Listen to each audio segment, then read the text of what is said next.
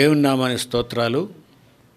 మెస్సయ్యతో ఈరోజు అనే ఆధ్యాత్మిక కార్యక్రమాన్ని వీక్షిస్తున్నటువంటి మీ అందరికీ శుభములు కలుగునుగాక. ప్రార్థన చేసుకొని ఈరోజు మన అంశాన్ని ధ్యానిద్దాం. మహాపరిశుద్ధుడా, కృపగల మా తండ్రి, జీవము గల మా యేసయ్యా, మీకు వందనాలు ప్రభువా. మీ ప్రేమను బట్టి, మీ కృపను బట్టి ఇదిగో నాయనా మాలో ఉండి మాతో ఉండి నడిపించి కనికరించి కాపాడండి అయ్యా. నా జ్ఞానంతో చెబితే ఎవ్వరు వినరు ప్రభు. నన్ను మీ సిలువు చాటును మరుగుపరిచి మీ దివ్యమైన మంచి మాటలను ప్రభు ఈ దినము నాయన అయ్యా వినే బిడ్డలకు నా తండ్రి వినిపించి అయ్యా నా తండ్రి వారికి నా తండ్రి ఆత్మీయ మర్మాలు బోధించి మీ కృపకు పాత్రులుగా చేసుకొని బలపరచమని ఈ దిన దీవెనలతో నింపమని యేసు నామమున అడుగుచున్నాను తండ్రి, ఆమెన్. ఈరోజు మన అంశం నీ నివాస స్థలము వర్ధిల్లును. ప్రియమైనటువంటి దేవుని బిడ్డలారా, మనం ఉండే నివాస స్థలము వర్ధిల్లాలంటే కొన్ని వెతకాలి దేవుని దగ్గర. అవి మనం గమనించినట్లయితే యోబు గ్రంథం 8వ అధ్యాయం 5వ వచనం, 6వ వచనం, 7వ వచనాన్ని మనం ధ్యానించినట్లయితే చూడండి. నీవు జాగ్రత్తగా దేవుణ్ణి వెతికిన ఎడల, సర్వశక్తుడు దేవుని బతిమాలుకున్న ఎడల, చూడండి, నీవు జాగ్రత్తగా దేవుణ్ణి వెతికిన ఎడల, సర్వశక్తుడగు దేవుని బతిమాలుకున్న ఎడల, నీవు పవిత్రుడవై యథార్థవంతుడైన ఎడల నిశ్చయముగా ఆయన నీ యందు శ్రద్ధ నిలిపి, చూడండి ప్రియమైన దేవుని బిడ్డలారా, శ్రద్ధ నిలిపి నీ నీతికి తగినట్టుగా నీ నివాస స్థలమును వర్ధిల్లజేయును. Praise the lord. అంత మాత్రమే కాదు, అప్పుడు నీ స్థితి మొదటి కొద్దిగా నుండినను తుదకు నీవు మహాభివృద్ధి పొందుదువు. ప్రియమైన దేవుని బిడ్డలారా, ఈ యొక్క వచనాల్లో మనం గమనించినట్లయితే ఒక 5 పాయింట్లు మనకు కనిపిస్తూ ఉంటాయి. మొట్టమొదటిది ఏంటంటే, నీవు జాగ్రత్తగా దేవుణ్ణి వెతికిన ఎడలా. ప్రియమైన దేవుని బిడ్డలారా, దేవుణ్ణి వెతకాలని చెబుతున్నాడు ఇక్కడ. మనము ఏ విధంగా దేవుణ్ణి వెతుకుతున్నాం, ఏ విధంగా దేవుణ్ణి పూజిస్తున్నాం అని మనం గమనించినట్లయితే, మోషే గారు ఇశ్రాయేలు ప్రజలతోటి ద్వితీయోపదేశకాండం 4:29లో ఒక మాట రాశాడు. చూడండి, నీ పూర్ణ హృదయంతోనూ నీ పూర్ణ ఆత్మతోనూ నీ దేవుని నీ వెతికిన ఎడలా ఆయన నీకు ప్రత్యక్షమగును. చూసారా, పూర్ణ హృదయంతో, పూర్ణ మనసుతోటి, మనము పూర్ణ హృదయంతో, పూర్ణ ఆత్మతోటి, పూర్ణ మనసుతోటి దేవుణ్ణి వెతికిన ఎడలా ఆయన నీకు ప్రత్యక్షం అవుతాడంట. ప్రత్యక్షం అంటే చాలా మర్మం. అంటే మన స్థితిగతులను బట్టి దేవుడు ప్రత్యక్షం అవుతాడు, దేవుడు మాట్లాడతాడు, దేవుడు మన మాట వింటాడు, దేవుడు మనల్ని చూస్తాడు. మన దేవుడు వినే దేవుడు, మాట్లాడే దేవుడు, చూసే దేవుడు. ప్రియమైన దేవుని బిడ్డలారా, కాబట్టి ఇక్కడ మరి సొలొమోను మరి దేవుని యొక్క విధానంలో ఉన్నప్పుడు మరి 2వ దినవృత్తాంతాల్లో 7, 14, 15 వచనాలు చెబుతున్నాడు కదా. నా జనులు తమను తాము తగ్గించుకుని ప్రార్థన చేసి నన్ను వెతికిన ఎడలా.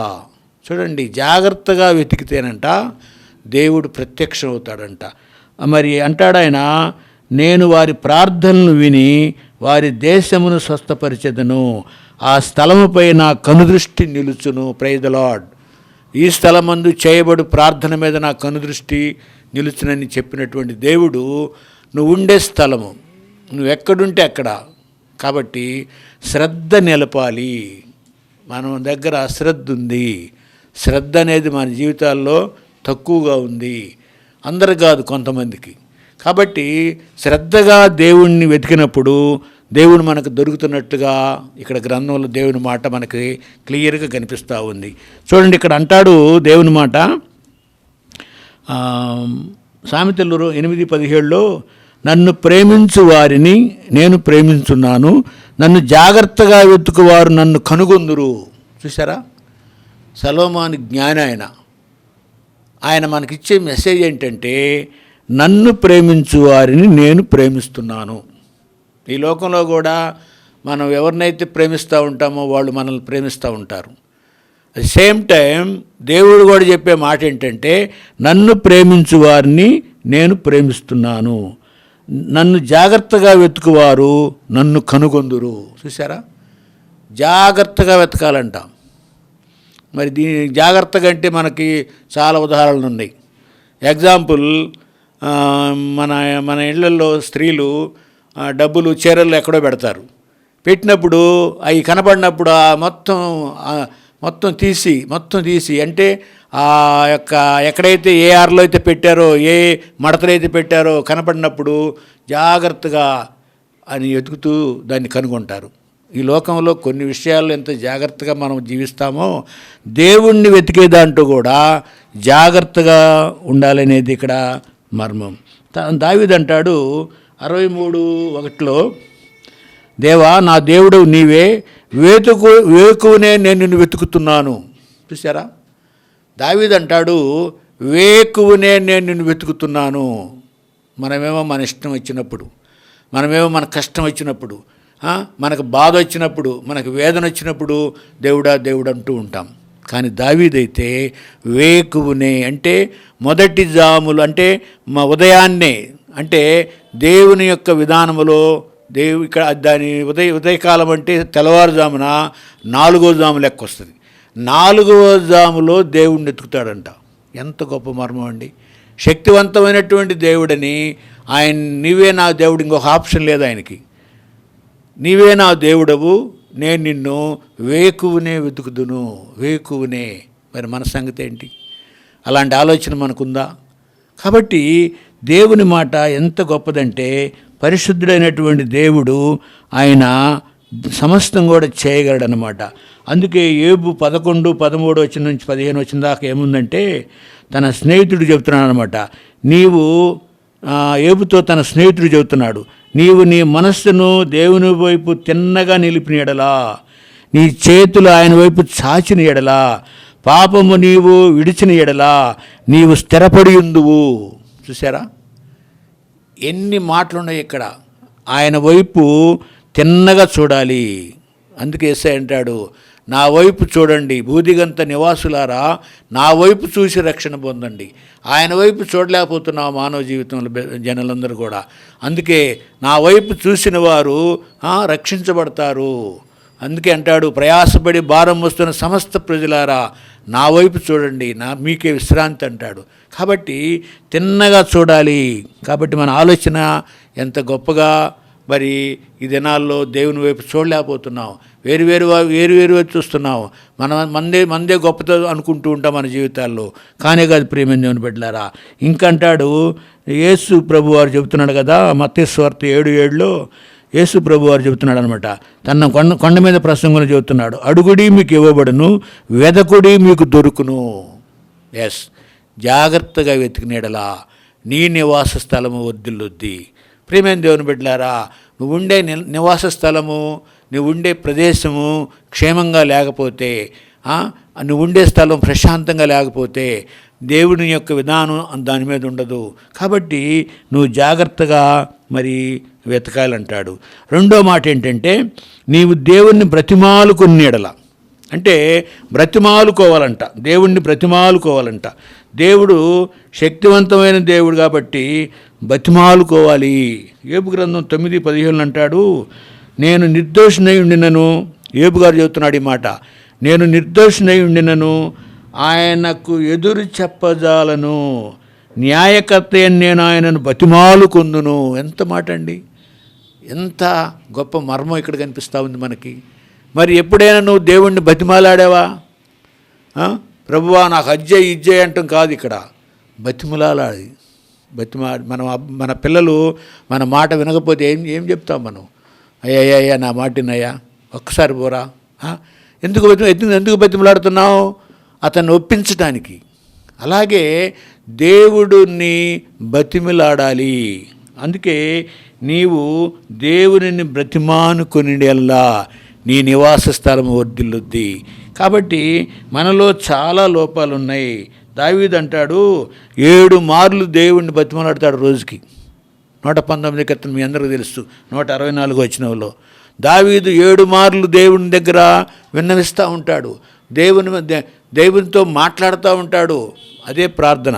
కాబట్టి దేవుణ్ణి బతిమలాడే విధానం నీ కుటుంబంలో ఉందా? కాబట్టి ప్రియమైన దేవుని బిడ్డలారా, కొన్ని విషయాల్లో బతిమలాడాలంట. కాబట్టి మనము దేవుణ్ణి బ్రతిమలాడేవారిగా ఉండాలి. మూడవ పాయింట్ ఏంటంటే, నీవు దేవునిపై శ్రద్ధ నిలిపిన ఎడలా. చూడండి, ఒక పని మీద శ్రద్ధ నిలపాలంట. ఆ శ్రద్ధ నిలిపినప్పుడు ఆ పని సక్సెస్గా అవుద్ది, ఆ పని పూర్తిగా చేయగలం. అదే అశ్రద్ధగా చేసినప్పుడు అది కరెక్ట్గా ఉండదు, అది ఫెయిల్ అవుద్ది. కాబట్టి ఈ శ్రద్ధ అనేది మానవ జీవితంలో చాలా అవసరం. ఒక పని సొంత పనిలాగా కొంతమంది చేయరు.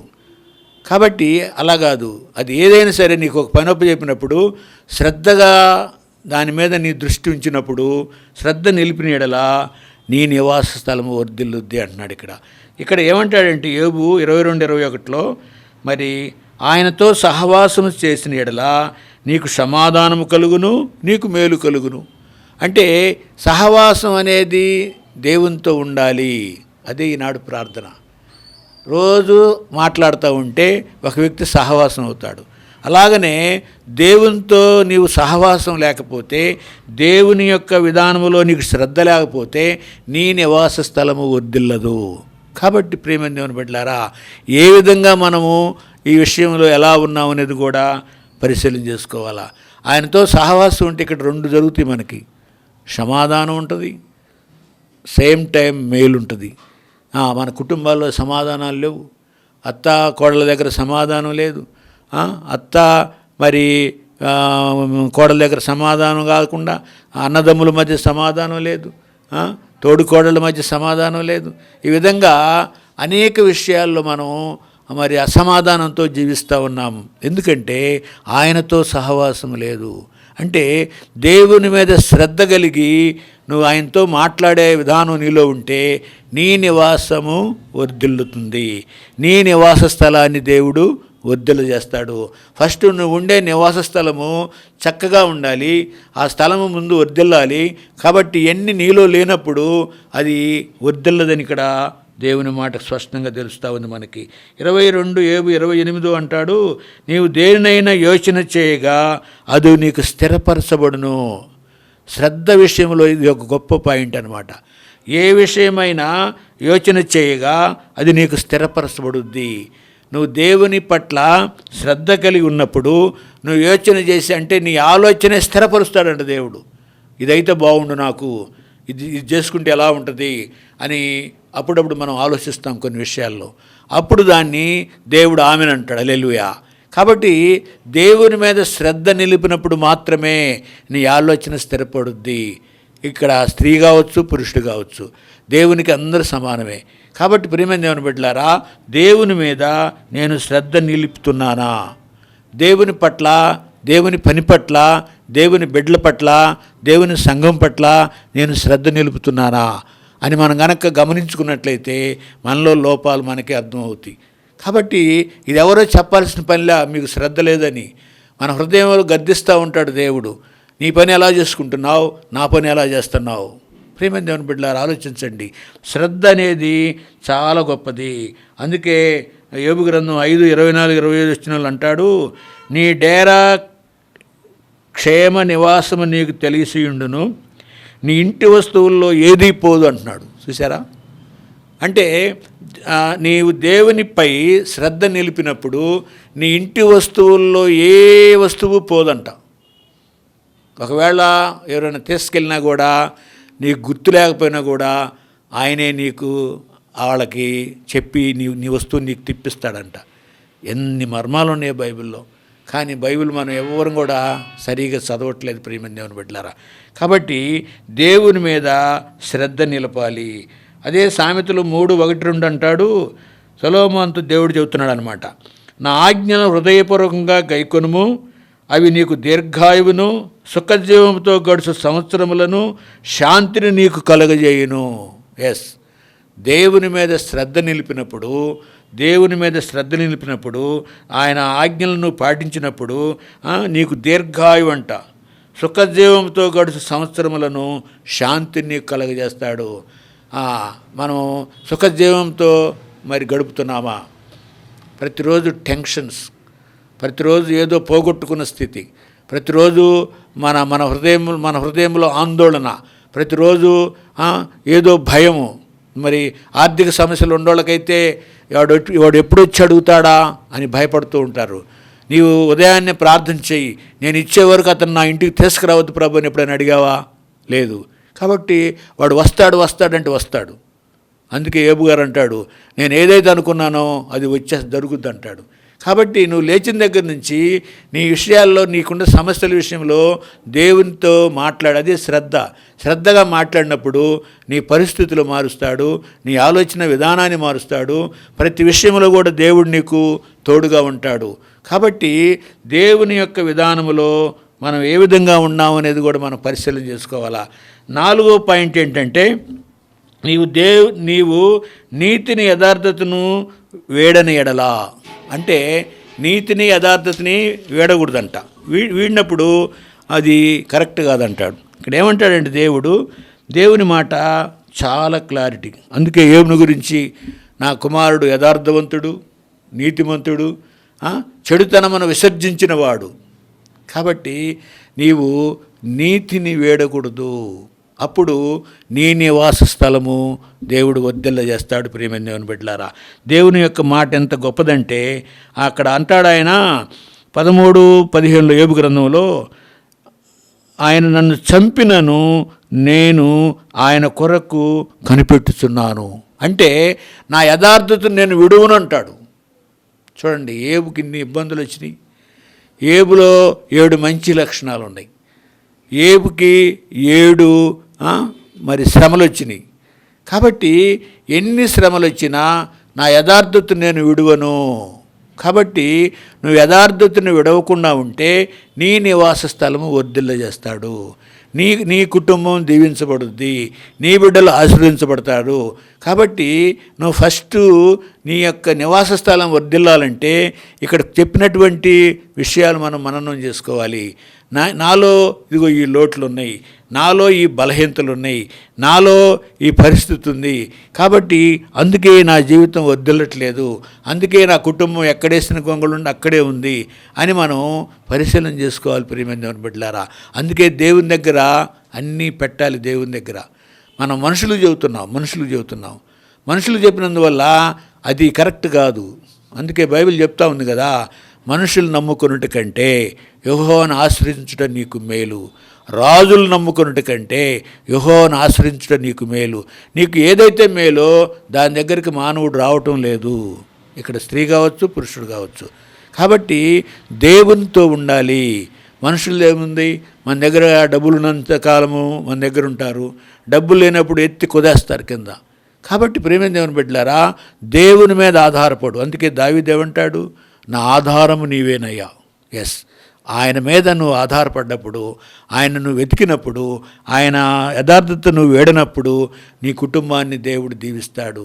నీవు నివసించే స్థలాన్ని దేవుడు అభివృద్ధిపరుస్తాడు, నీ నివాస స్థలాన్ని వర్ధిల్ల చేస్తాడు. కాబట్టి దేవుని యొక్క పరిస్థితి ఎరిగిన వారుగా మనం ఉండి కూడా ఆయన దగ్గర మనం పొందుకోలేకపోతున్నాం. చాలా ఆయన దగ్గర మనం అడగందా ఆయన ఇవ్వడు. ప్రియమైన దేవుని బిడ్డలారా, గుర్తుపెట్టుకోవాలి ఈ మాట. ఈ లోకంలో ఒక సామెత ఉంది కదా, అడగంద అమ్మైన పెట్టదని. కాబట్టి దేవుని దగ్గర మనం అడుక్కోవాలి. మనం ఏమనుకుంటామంటే, నా సంగతి ఆయనకి తెలియదా, నా ఇబ్బందులు ఆయనకి తెలియదా, నా బాధ ఆయనకి తెలియదా? ఎస్, తెలుస్తాయి. కానీ నీ నుంచి వినాలని, నీ నుంచి అడిగితే ఇష్టపడతాడు ఆయన. అందుకే ఫస్ట్ మనం అడగాలి. ఎవరు అక్కరైతే ఉందో వాళ్ళే అడగాలి. తర్వాత మన కోసం ప్రార్థన చేసేవాళ్ళు ఉంటారు, యాజకులు ఉంటారు, మరి సంఘం ఉంటుంది.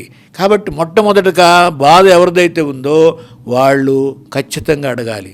ఎగ్జాంపుల్, ఒక డాక్టర్ దగ్గరికి వెళ్ళాం మనం, పేషెంట్ వెళ్ళినప్పుడు నీకేం బాధ అమ్మా అని అడుగుతాడు. ఏం బాధ అయ్యా అని అడుగుతాడు ఆయన. పక్కన పోయిన వాళ్ళు చెప్తా ఉంటే నువ్వు ఆగయ్యా, చెప్పే బాధ ఆమెది కదా, లేదా అయింది కదా చెప్పనివ్వండి అంటాడు.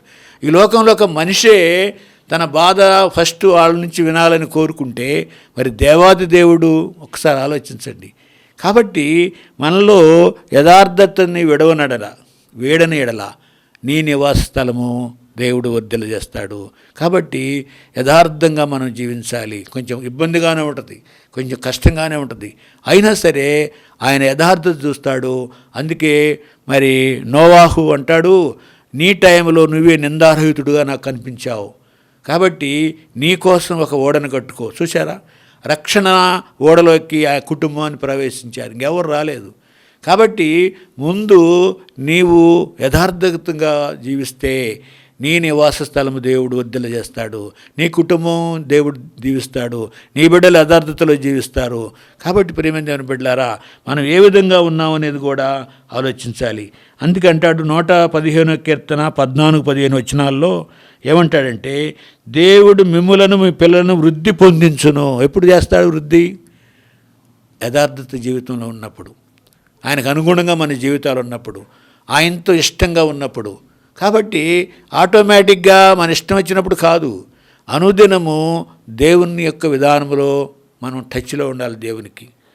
ఈ లోకంలో ఒక రాజకీయ నాయకుడే మన పిల్లలకు ఉద్యోగం కోసం మనం వెళ్ళినప్పుడు రోజు నాకు టచ్లో ఉండమంటాడు. రోజు ఎందుకు టచ్లో ఉండాలి? ఆయనకి గుర్తురాదు ఆయనకి. అలాగనే ఈ లోకం ఒక మనిషి రోజు నాతో టచ్లో ఉన్నప్పుడు చెప్తా ఉంటే మరి దేవాదేవునికి నువ్వు రోజు టచ్లో లేకపోతే మరి ఎలా? కాబట్టి ప్రియమైన దేవుని బిడ్డలారా, మనం ఆలోచించాలి. యోబు గ్రంథం 27:5-6 వచనాలు అంటాడు, మరణమగు వరకు నేను ఎంత మాత్రమును యథార్థతను విడవను, నా నీతిని విడువక గట్టిగా పట్టుకొందును. చూసారా, గట్టిగా పట్టుకుంటాడంట. ఎన్నో మర్మాలు బైబిల్లో రాయబడ్డాయి, కానీ మనం గ్రంథం చదవట్లా. ఇశ్రాయేలు ప్రజలకి కట్టడిది ఏమని, నువ్వు జీవించినంతకాలం, నీ జీవితకాలం అంతా కూడా దీన్ని చదవాలని చెప్పు మోషే. ద్వితీయోపదేశకాండము 17:22లో రాసిపెట్టాడు. ఎప్పుడు దాకా చదవాలి? ఈ గుడార జీవితం మనం ఉన్నంత వరకు చదువుతూనే ఉండాలి, చదువు రానోళ్ళు వింటూ ఉండాలి. కాబట్టి దేవుడు ఇశ్రాయేలు ప్రజలకు చేసినటువంటి కట్టడి మనం మీరుతున్నాం. 6 రోజులు పనిచేసుకోండి, 7వ దినము నా సన్నిధికి రండి అంటే ఆ రోజే మనం రాం, ఆ రోజే మనకి సెలవు, ఆ రోజే మనకి విశ్రాంతి, ఆ రోజే మనం ఎటు వెళ్ళాలి. కానీ నువ్వు దేవుని దగ్గరకు రాకపోతే, నువ్వు దేవుణ్ణి వెతకపోతే, దేవుణ్ణి బ్రతిమాలుకోపోతే, శ్రద్ధ నిలపకపోతే నీ నివాస స్థలము వర్ధిల్లదు. అందులో ఏమాత్రం కూడా సందేహం లేదు ప్రియమైన దేవుని బిడ్డలారా. అందుకే యెహెజ్కేలు 18:19లో చెబుతాడు, యెహెజ్కేలుతో దేవుడు, యథార్థపరుడై నా కట్టడలను గైకొనుచు నా విధులను అనుసరించుండిన ఎడల వాడే నిర్దోషియగును, నిజముగా వాడు బ్రతుకును. చూసారా, బ్రతకటం అంటే ఆత్మీయంగా. ఈ లోకంలో అందరం బ్రతుకుతున్నాం, కానీ ఆత్మీయంగా ఎంతమంది బ్రతుకుతున్నాం? మానవుడు ఆత్మీయంగా చనిపోతాడు ఫస్ట్, తర్వాత శారీరకంగా చనిపోతాడు. ఎగ్జాంపుల్, ఆత్మీయంగా ఉన్న వ్యక్తి ఆ ఆత్మీయతను వదిలిపెట్టి మందు తాగుతున్నాడు అనుకోండి, తాగి శరీరం కుళ్ళిపోద్ది, శారీరకంగా చనిపోతాడు. ఫస్ట్ ఆత్మీయంగా చనిపోతారు, తర్వాత శారీరకంగా చనిపోతారు. కాబట్టి ఇక్కడ ఏమంటాడంటే, యెహెజ్కేలు భక్తునితో చెప్పమంటాడు, ఇశ్రాయేలు ప్రజలకు చెప్పు నా మాటగా. దేవుడు చెప్తున్నాడు అనమాట, ఆయన చెబుతున్నాడు అనమాట. ఏమని చెప్తున్నాడు? యథార్థపరుడై నా కట్టడలను గైకొనుచు నా విధులను అనుసరించుచుండిన ఎడల వాడే నిర్దోషియగును. స్త్రీ అయితే ఆమె. ఇక్కడ నిజముగా వాడు బ్రతుకును. బ్రతకటం అంటే ఏంటి? ఆత్మీయంగా బ్రతకాలి. చూడండి, మనం చండాలం జీవితంలో ఇక్కడ బ్రతుకుతున్నాం అనుకోండి, మనం చూసేవాళ్ళు అంటారు, మన ముందు అనరు, వాళ్ళు ఏమంటారు? చూడరా, ఏం బతుకుతున్నారా వాళ్ళు, ఏం జీవితం రా ఇక్కడ. చూడండి, మన ముందు అనరు ఎవరు కూడా. మనం చేసే చేష్టలు మంచివి కాకపోతే మన ముందుకొచ్చి ఎవరు అనరు ప్రియమైన దేవుని బిడ్డలారా. వాళ్ళ బ్రతుకు ఏం బ్రతుకు, వాళ్ళ అదే ఈ జీవితాలా అని. పైగా మనం ఒకవేళ దేవుణ్ణిలో ఉంటే దేవుణ్ణి మనమే దూషింపజేస్తాం. కాబట్టి మన జీవితాలు ఏ విధంగా ఉండాలి, ఎవరితో ఉండాలి అని దేవుడు సూటిగా చెప్తున్నాడు ఈరోజు మనతోటి. నీ నివాస స్థలం వర్ధిల్లాలంటే నన్ను జాగ్రత్తగా వెతకాలి. నీ నివాసస్థలం వర్ధిల్లాలంటే ఆ పని శ్రద్ధతో చేయాలి. నీ నివాసస్థలం వెతకాలంటే జీవించాలంటే నన్ను బతిమాలుకోవాలి. నీ నివాసస్థలం వర్ధిల్లాలంటే నీ యథార్థతను విడవకూడదు. ఇన్ని విషయాలు మనతో దేవుడు సూటిగా చెబుతున్నప్పుడు మన ఇష్టానుసారంగా ఉంటే ఎలా? అందుకే సామెతలు 28:10 అంటాడు, సొలొమోనుతో చెబుతున్నాడు అన్నమాట. యథార్థవంతులు మేలైన దానిని స్వతంత్రించుకొందురు. యథార్థవంతులు మేలైన దానిని స్వతంత్రించుకుంటారంట. మేలైంది మనం ఎగ్జాంపుల్, ఒక గంప పండ్లు మన ఇంటికి వచ్చినాయి. నువ్వు మేలైన తీసుకుంటావా, లేకపోతే వాడి ఇష్టం వచ్చినట్టుది కుళ్ళిపోయినా తీసుకుంటావా? కింద చేయబెట్టి మొత్తం ఎతికి నీకు అనుకూలంగా మంచిది నువ్వు తీసుకుంటావు కదా. అట్లానే దేవుడంట యథార్థవంతులకంట మేలైన దానిని స్వతంత్రించుకునే విధానం ఇస్తాడంట. కాబట్టి యథార్థత అనేది చాలా అవసరం భక్తి జీవితంలో. నా యథార్థత నేను విడువనని ఎందుకన్నాడు యోబు గారు? అలా ఉన్నబట్టే మరి ఆశీర్వాదం డబల్, అన్నీ డబలే. ఫస్ట్ దానికన్నా ఫస్ట్ 500 ఎద్దులు ఉంటే ఇప్పుడు 1000 ఎద్దులైనవి. అన్నీ డబలే. కాబట్టి ఆయన యథార్థతను చూసి ఈ మాట యథార్థవంతుడని దేవుడే సాక్ష్యం చెప్పాడు, మనుషులు కాదు. సాతానుతో ఒకరోజు దేవుడు ఏమన్నాడు? ఎక్కడికి వెళ్ళొచ్చావు నువ్వు అన్నాడు. నేను భూలోకం వెళ్ళొచ్చాను అంది. అక్కడ నా భక్తుడు ఉన్నాడు చూసావా అన్నాడు. చూశాను. నువ్వు కంచె వేసావు కదా, ఆ కంచె అంటే ప్రార్థనా కంచెను తీసే హక్కు సాతానుకు లేదు. అందుకే నీ చుట్టూ ప్రార్థనా కంచె వేసుకోవాలి మనం. ప్రార్థనా కంచె లేకపోతే ఖచ్చితంగా ఇప్పుడు మనకి పొలంలో కంచె వేసామనుకోండి, ఆ గేదె చుట్టూ తిరుగుతూ ఉంటుంది. ఎక్కడ కంచె తక్కువైద్దో ఆ తక్కువలో దూకుద్ది లోపలికి. అలాగనే ఏ విషయంలో కూడా కంచె తక్కువ కాకూడదు. ప్రార్థనా కంచెను తీసుకునే శక్తి సాతానుకు లేదు. లేకపోతే ఆ కంచె నువ్వు తీ అని ఎందుకంటుంది దేవునితోటి. కాబట్టి ప్రియమైన దేవుని బిడ్డలారా, దేవునితో మన జీవితాలు ఉండాలి. దేవుని యొక్క విధానంలో మన ఆలోచన ఉండాలి. కాబట్టి సామెతలు 3:33 అంటాడు, నీతిమంతుల నివాస స్థలమును ఆయన ఆశీర్వదించునని ఉంది. నీతిమంతులు ఎవరు? బైబిల్లో ఒక్కడ కూడా లేదని ఉంది. కానీ నీతిమంతునితో ఉన్నవారు నీతిమంతులు అవుతారు. నీతిమంతునితో సహవాసం చేసేవాళ్ళు నీతిమంతులు అవుతారు. నీతిమంతులు మాట వినేవారు నీతిమంతులు అవుతారు. అందుకే యేసేపు నీతిమంతుల పట్టిలో వచ్చాడు. అరిమత యేసేపు నీతిమంతుల పట్టిలో వచ్చాడు. ఎందుకంటే ఆయన మాట విన్నారు, ఆయన మాట మేరలేదు. ఈనాడు మనము దేవుని మాట వింటలేదు. ఖచ్చితంగా వింటే మంచిదే. నీ కుటుంబం ఆశీర్వదించబడుద్ది, నీ నివాస స్థలము దేవుడు దీవిస్తాడు. చివరగా 5వ పాయింట్ ఏంటంటే, నీవు దేవుని సొమ్మును దేవునికి ఇచ్చిన ఎడలా నీవు నీ నివాస స్థలము దేవుడు దీవిస్తాడు, నీకు దీవెన. అందుకే మలాకి 3:9, 10, 12 వచనాలు చెప్తున్నాడు అనమాట. తర్వాత దేవుని మాట చాలా గొప్పగా ఉంది ప్రియమైన దేవుని బిడ్డలారా. కాబట్టి ఆలోచించండి, శక్తివంతమైనటువంటి దేవుడు మనల్ని దీవిస్తాడు. ఈ మాటలు దేవుడు దీవించును గాక. ప్రార్థన చేసుకుందాం. మహాపరిశుద్ధుడా, కృపగల మా తండ్రి, ఇదిగో నాయన ఈ దినము నాయన మీరు మాతో మాట్లాడిన మాటలను ప్రభువా దీవించి కరుణించి కాపాడండి. అయ్యా, ఏ కుటుంబం ఏ బిడ్డ అయితే ప్రభువా నాయన ఈ మాటల్లో ఉంటారో వాళ్ళ నివాస స్థలము నా తండ్రి ఖచ్చితంగా వర్ధిల్ల చేస్తారని మేము నమ్ముచున్నాము తండ్రి. అదేవిధంగా నాయన ఈ వాక్యం విన్న కుటుంబాలను దీవించి బలపరచండి. అదేవిధంగా నాయన ప్రోక్షణ టీవీ బిడ్డలను కూడా మీరు దీవించి ఇంకా గొప్పగా నాయన ఆ బిడ్డలు అనేక మర్మాలు అయ్యా నా తన ప్రజల్లో తీసుకెళ్లే భాగ్యాన్ని ఆ బిడ్డలకు అనుగ్రహించమని, ఈ దిన దీవెలతో నింపమని యేసు నామమున అడుగుచున్నాను తండ్రి. ఆమేన్.